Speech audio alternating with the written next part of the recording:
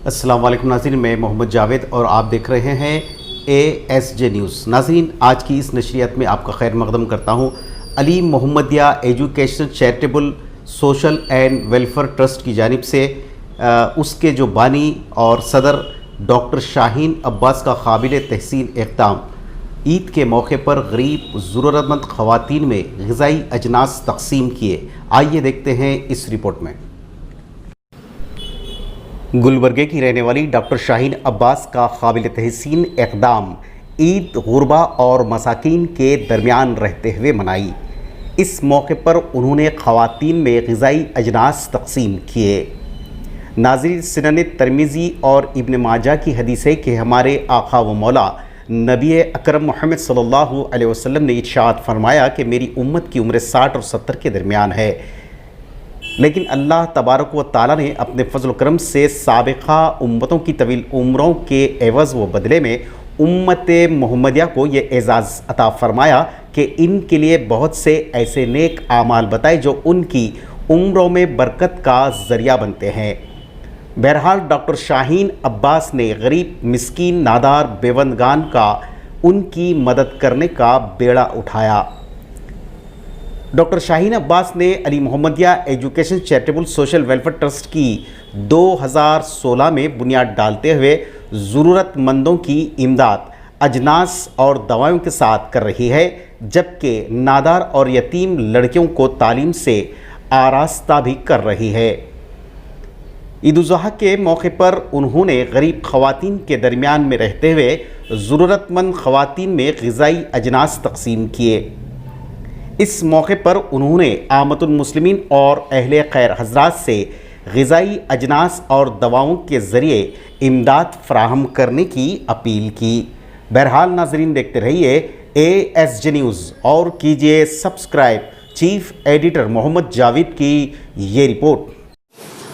अल्हम्दुलिल्लाह, आज ये 20 मेरी बहनों की मदद करके मुझे भी बहुत सुकून मिला, बहुत खुशी हुई और आप तमाम की दुआएं आप लोगों के साथ भी रहेंगी और आइंदा इनकी मदद करने के लिए आप लोग भी आगे आइए। ऐसे कई बेवाएं हैं जो कहीं और जा नहीं सकते, कहीं और से ले नहीं सकते, कोई और इनके घर तक पहुंच के इनकी मदद करने से भी हासिल है। तो हम लोगों को चाहिए कि ऐसी औरतों को ढूंढ के इनकी मदद करनी चाहिए और इनमें से अगर कोई कारोबार करना चाह रहा, कोई इनके पास में टेलरिंग करने चाह रहे, कोई कुछ करना चाह रहे, तो ऐसे लोगों को बतौर लोन या फिर बतौर हेल्प समझिए, ऐसे लोगों की भी मदद करना चाहिए।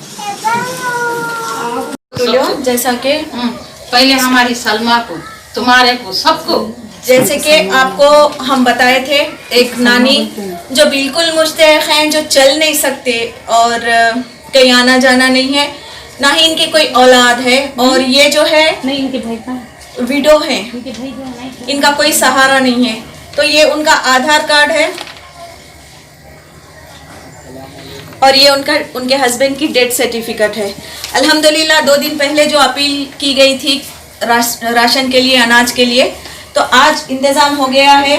ये इनके पास 1 महीने का राशन हमने पहुंचा दिया है और ये देख सकते हैं आप इनका कमरा किस कदर मुख्तसर सा कमरा है। इसमें रह के ये नानी अपनी ज़िंदगी गुजर बसर कर रही थी। अब आप बोल सकते हैं नानी माँ कुछ? हाँ। ये आपके लिए 1 महीने का राशन दिया गया है। हाँ।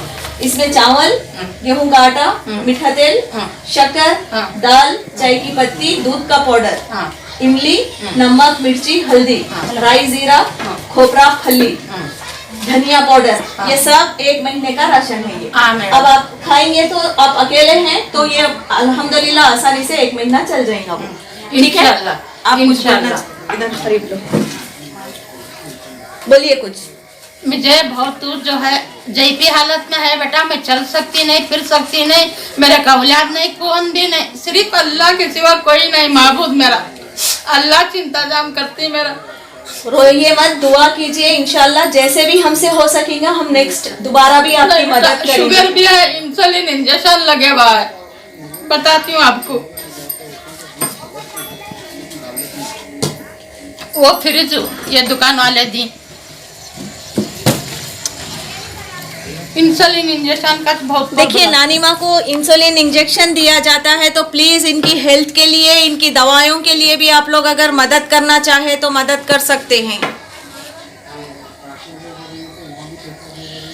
इस तरीके से नानी माँ की मदद आप लोग दवाइयों के जरिए से भी कर सकते हैं। अगर दवाइयों के जरिए से भी मदद करेंगे तो आप ये नानी माँ की आपको दुआ लगेंगी। अब मुझे देखिए, मुझे जो है कोई आगे ना पीछे, अल्लाह के सिवा कोई नहीं।